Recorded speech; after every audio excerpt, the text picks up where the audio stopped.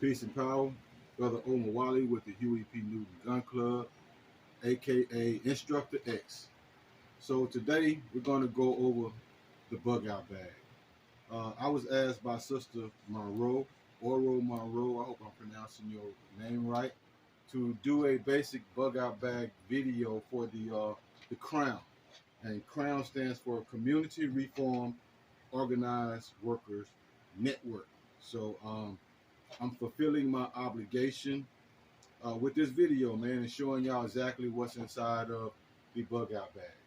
Now, before we get started and going through the bug out bag, I want everybody to know certain things. Each bug out bag is different. Each bug out bag is going to be put together for your geographical location.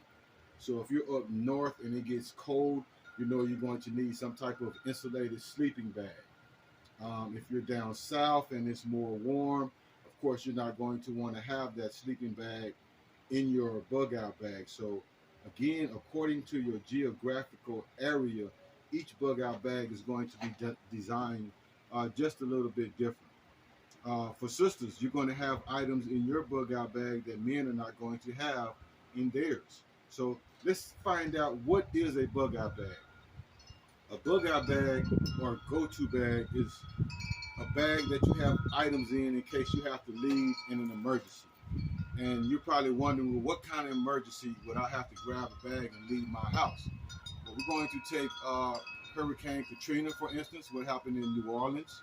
We're going to take the wildfires that are going on right now in Texas, and that happen very frequently in the west area close to California, Nevada, and things of that nature.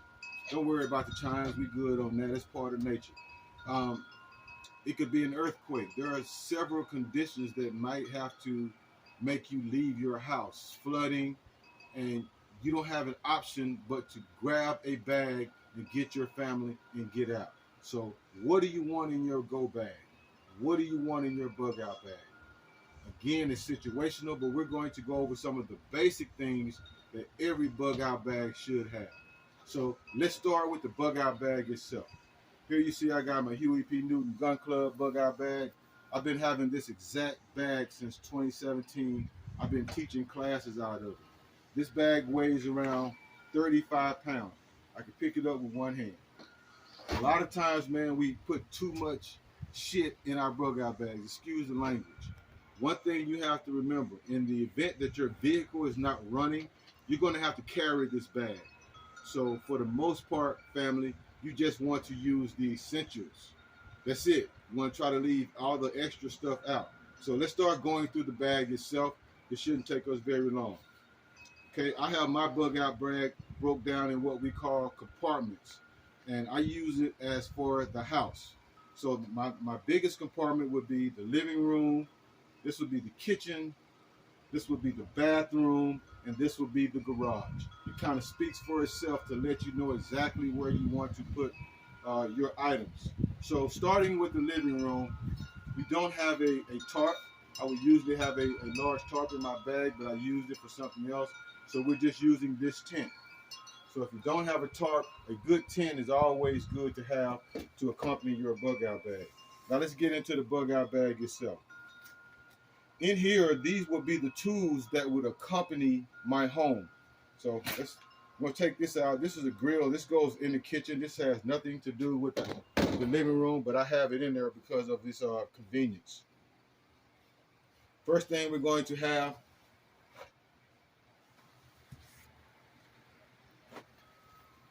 we're going to have us some good rope, some good solid rope. This helps tie down your tent or your tarp or whatever it is that you're going to use. Now remember, we're in the house section of the bag. Next thing you're going to have is you're going to have some type of tool that you can use for a different reason. This one has a hammer on it, it has a hatchet, and it has a pry bar in case you got to, hate to say it, you got to break into something, man, for extra supplies or resources. So back here is where I'm going to have all of my big tools. Again, we have another item that's out of place. This should be in the garage, but I don't have any room. And what this is a wind-up radio. So you wind that radio up, and I mean, you can hear it. It's already on. You can hear it. I'm not on a station or anything like that. Let's go ahead and turn it off for the extra noise. Wind up radio to keep up with what's going on, because some radio stations are going to be working. You want to be able to know what's going on. Duct tape. This should be in the garage as well, but it can also go in the home compartment. Big knife.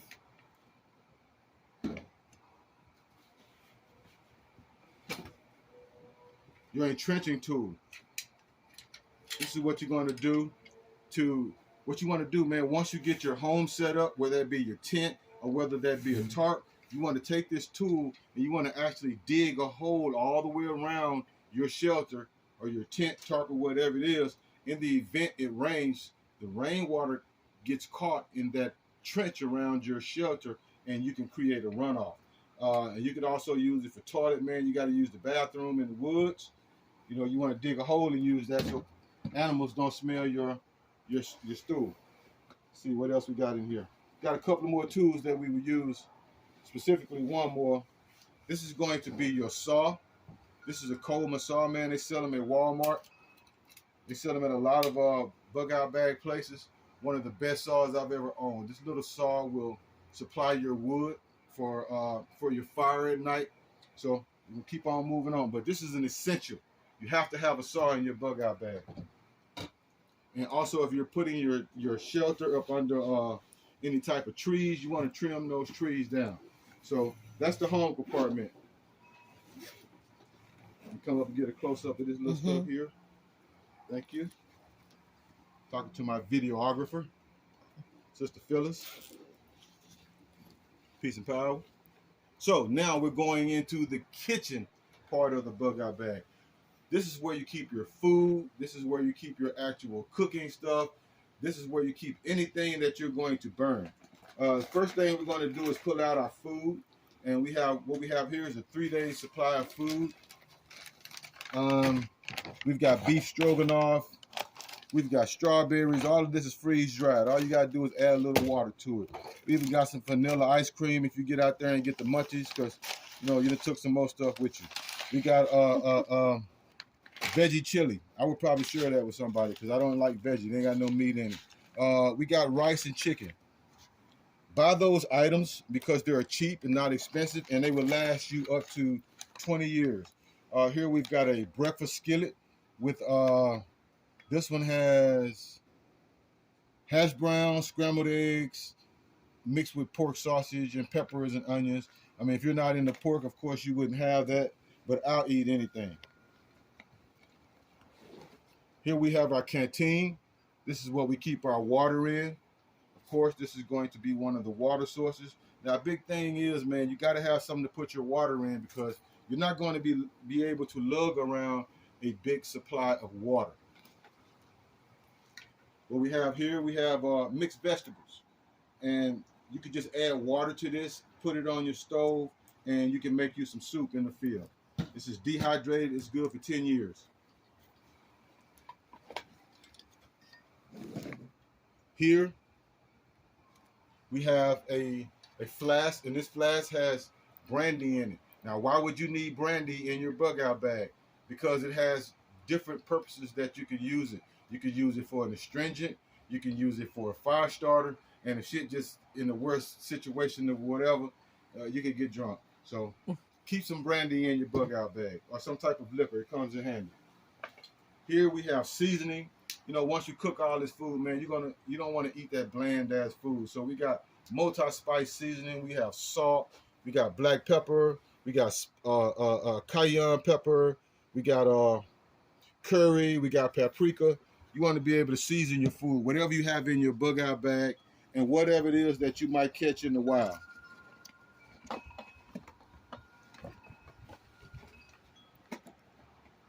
Here we got sterno. So if you ever had a party, you need to keep your food warm. You understand what the sterno cans do. Keep your food warm with the sternos. I have multiple ways that I can cook. What I have here is a stove, and you can see it's been well used. Let me see if I can throw it together right quick. Sometimes it confuses me to the point where I don't even feel like messing with it. So Just going to show you how this stove goes together real quick. Yeah, I'm a pro at it now, man. It don't take me but a second. This thing used to have me ticked off.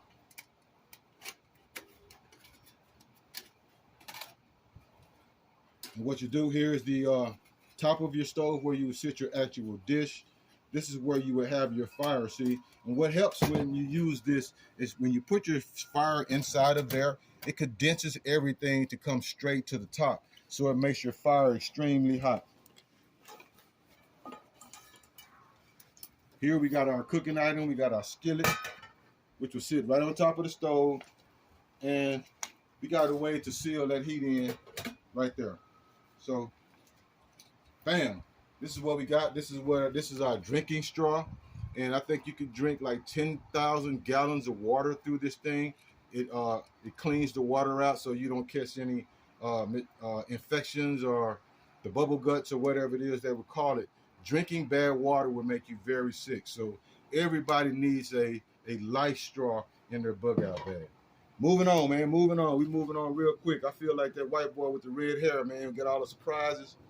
Your little comedian. So now we're gonna move on to our fire starter stuff. And what we have here is just some brush that we pulled up off the grass, some dry leaves. And what we have here, we have some dryer lint. And all of these are just used to get the fire started. Once you get the fire started, then you go to your bigger materials, which is going to be sticks and stuff like that to keep the fire going. Here we're halfway done already, family. We're halfway done. I can live off the woods in this right here, man, for 72 hours with no problem. So we got your metal forks, metal spoons. This needs to be clean. I just used it not too long ago. And if you're in the Army, we got the P32, which is a can opener. So if you don't know how to use it, man, this thing is very effective at opening up cans. Also, what we have here is a knife, multiple tools. This really needs to be clean. I'm almost embarrassed to show you this here but I just used this bug out bag a couple of weeks ago, and I haven't went through and cleaned out my stuff. Very important. And what we have here is a striking rod. If a lot of you don't know, this is how you start your fires in case you don't have a lighter or you don't have any matches. Just use your ferro rod. There you go. Just wanted y'all to see that flame. But that's how you would start your fire, man, in the event of an emergency. So we're moving on through this bag, man. I think that's probably all we're going to have as far as the kitchen aspect.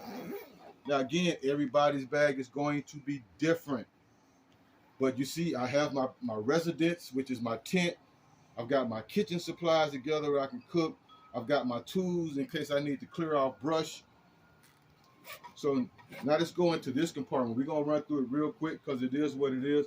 This is my bathroom. This is where I keep my medical supplies. So what you have here is you have a brace.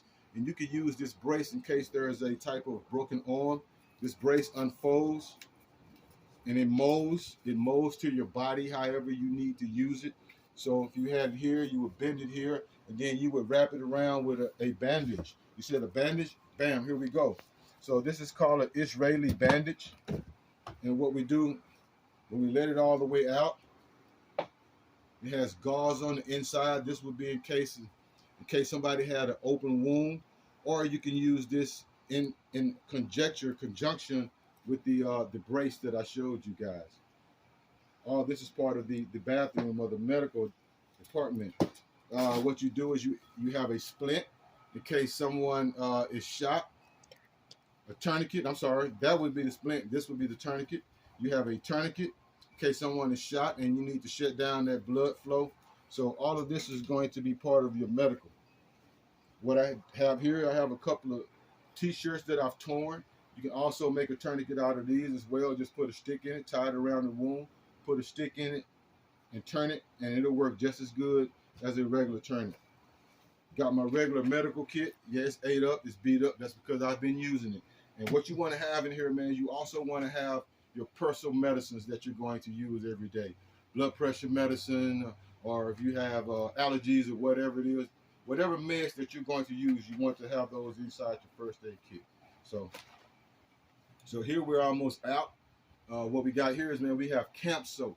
So when you use your items, like I should have did, I should have washed my forks and spoon with this. When you use your stuff in the field, make sure to keep it clean because you might have to use it repetitively. All this stuff goes in the bathroom. Let's keep going. Let's keep going.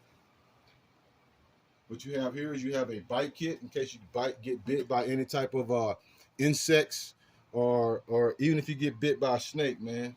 So it's a bite sting kit. Of course, you're going to need some type of mosquito repellent if you're going to be out in the woods. And here, man, we have a lady's tampon Kotex. I don't know what the official name of it is. Maxi pad. Maxi pad. Okay, bam. And what you use this for, man, is good for catching blood, as we know.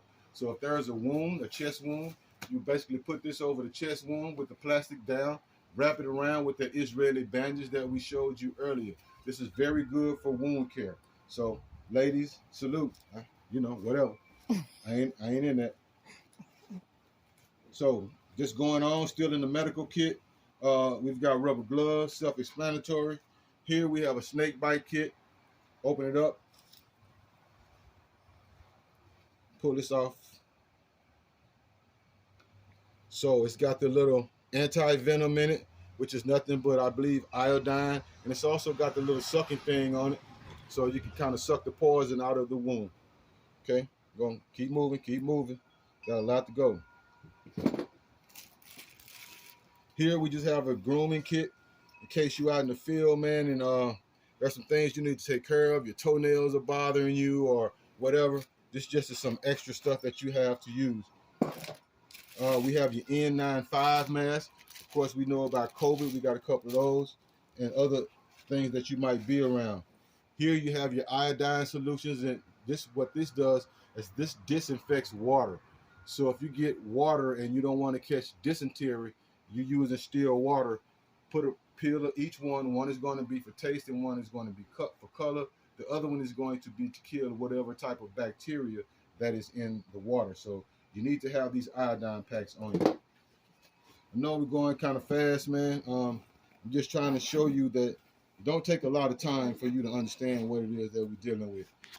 Here we got a couple of manuals, survival manuals. These can always come in handy because none of us know all of this information. But these military field manuals will help you out. Here, which I'm in the bathroom, I'm in the garage now. So you're going to have miscellaneous items. We have a solar charger.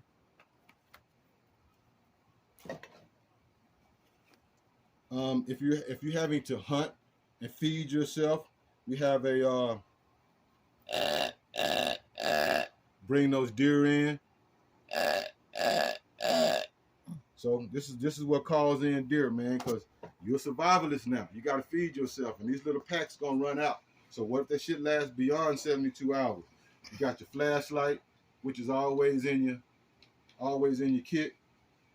So if you're running anything that's electrical, you want to have an extra supply of batteries. Here you got a headlamp, and what is very important to have light in your bag, because when you're out in the field at night, it's absolutely dark. There is no light, so you have to be able to know where your campsite is. So for that, you would use these with your camp sticks. I'm down to my last one. You hang these on the outside of your tent. They give off a little glow, and they'll show you where your tent is. If you got your family in there and you don't want to just use a bright light. This goes to the solar charger. Always need a good pair of scissors for whatever reason in the field. Here, I have fishing line, and I've got fishing artificial bait. I've got weights, and I've got hooks, and I can make a fishing rod out of some sticks.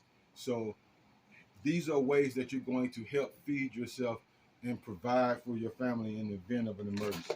So that's basically it, family. That is the full contents of my personal bug out bag. Everything in my bug out bag has a reason or it has a purpose. If it doesn't serve a purpose, that shit is not going to be in my bug out bag. So again, these are the basics. You start with the house, you go to the kitchen, you go to the bathroom, and you go to the garage for a lot of miscellaneous. One more thing before I go. Going back to your bug out bag, you want to make sure that you get a quality bug out bag. Again, I've had this bag since 2017. No issues, no rips, no tears. On the back of your bug out bag, you want to make sure that it has a cushion or a rest for your back, and you want to make sure that it has the lower straps that wrap around your waist, not just the shoulder straps. These lower straps give you extra support, evening out that weight on your back. So don't go out and buy a cheap Walmart bag and think it's going to hold up in harsh conditions. Spend that money. I think I got for $80 with the prices of things on survival has caught on. The way survival has caught on, these things are up to $120. So again, Instructor X Babu Omawali with the Huey P. Newton Gun Club. Peace and power.